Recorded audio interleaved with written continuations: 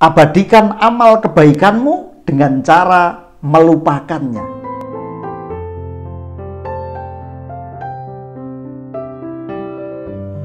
Assalamualaikum warahmatullahi wabarakatuh.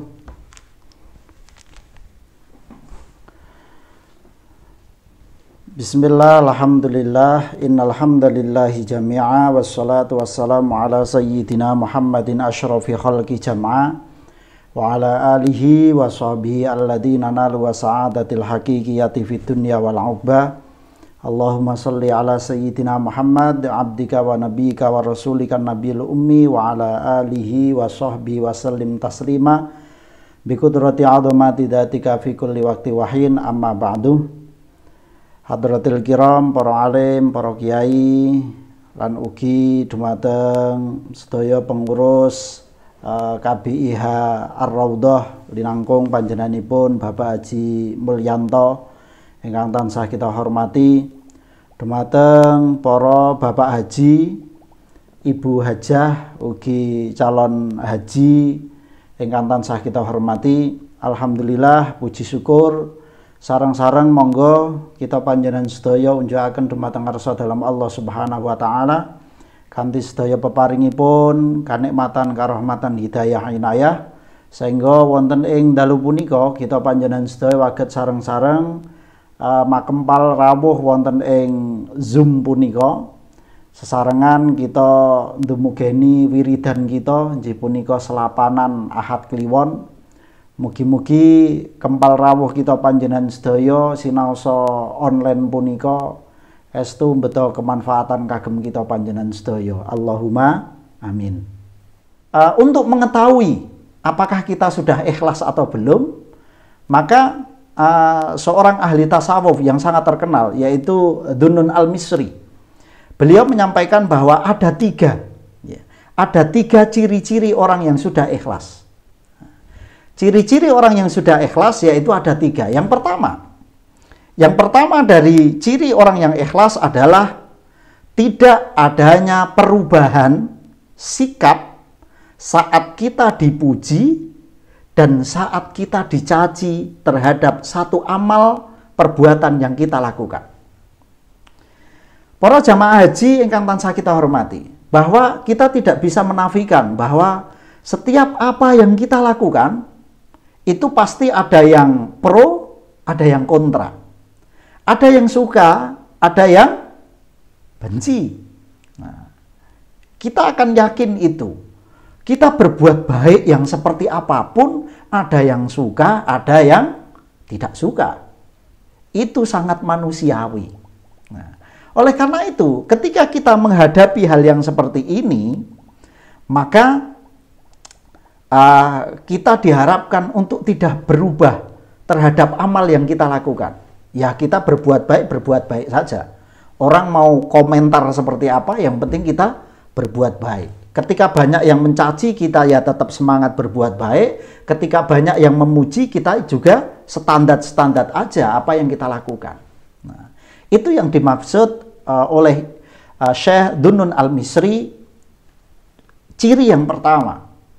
Oleh karena itu begini, termasuk dalam kategori ikhlas, menurut Imam Asy'ari, Imam Asy'ari mengatakan bahwa lakukan sesuatu, jangan lakukan sesuatu karena pujian, dan jangan tinggalkan sesuatu karena takut dipuji atau takut dicela. Maksudnya begini, kadang kita begini, tidak melakukan sesuatu karena takut kita tidak ikhlas. Kita tidak melakukan suatu amal kebaikan karena takut kita dianggap sombong. Kita tidak melakukan kebaikan sesuatu karena kita takut dianggap pamer. Nah, yang demikian itu sebenarnya juga masuk dalam kategori tidak ikhlas. Jadi bagaimana? Ya pokoknya lakukan saja. Nah, lakukan saja amal. Lakukan saja. Ketika ada godaan yang penting lakukan. Nah, lakukan dan lakukan. Insya Allah ikhlas akan istilahnya akan terbawa dengan sendirinya. Itu yang pertama. Yang kedua, menurut Dunun Al-Misri, ciri orang yang ikhlas yang kedua yaitu lupakan amal. Lupakan amal.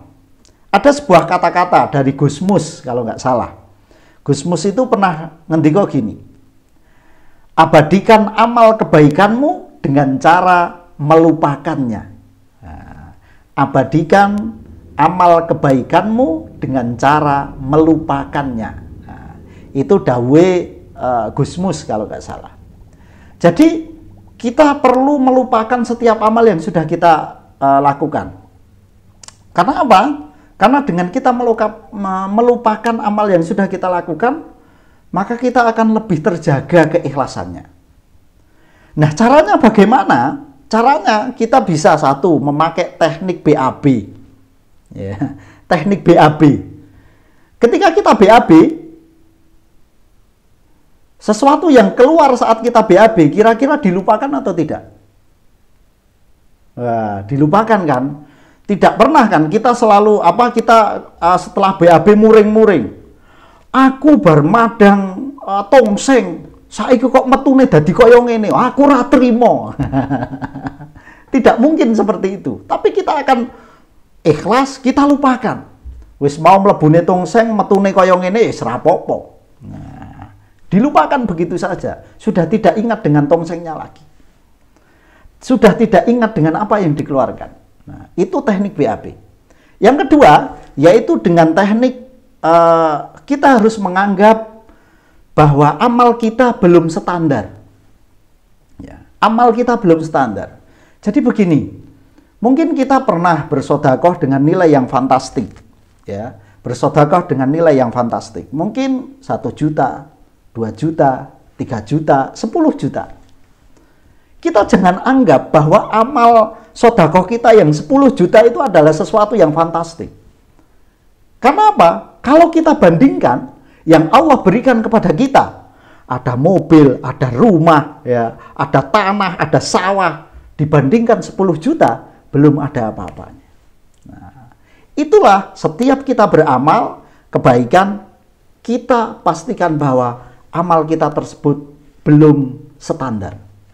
Dengan kita merasa amal kita belum standar, maka kita akan selalu meningkatkan kualitas amal kebaikan kita.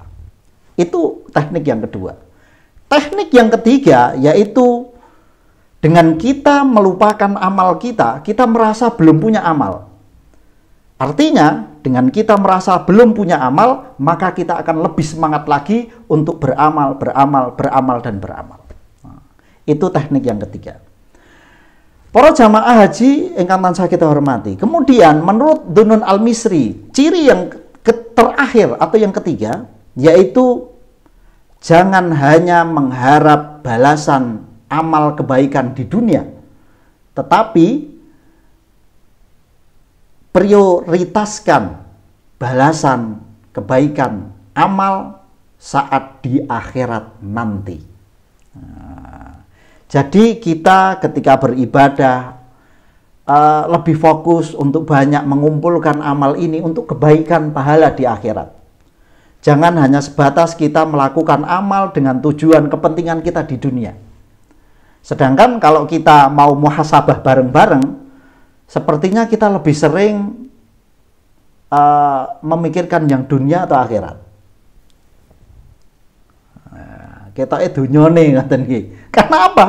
Biasanya gini, kalau kita tahajud, kalau kita pas punya problem, ya, punya masalah, kita tahajud itu kadang sampai nangis-nangis gitu kan. Karena apa? Kita eling karo problem kita. Tetapi kalau kita pas tidak punya problem, arep nangis wangel gitu kan. Apa maneh nangis angel, wong tahajud wae angel kadang gitu kan. Nah, itulah maka prioritasnya adalah akhirat. Nah, memang kita sampaikan bahwa ikhlas bukan tingkatan yang mudah untuk kita gapai.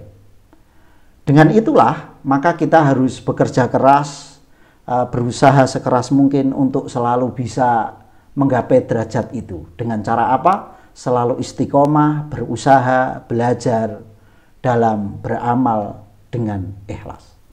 Semoga Allah Subhanahu wa taala memberikan kekuatan kepada kita semuanya sehingga kita benar-benar bisa menggapai derajat ikhlas di sisi Allah Subhanahu wa taala. Allahumma amin. Mungkin itu saja yang bisa saya sampaikan. Kurang lebihnya mohon maaf. Banyak kesalahan, mohon maaf. Saya akhiri wal afu minkum. Wassalamualaikum warahmatullahi wabarakatuh.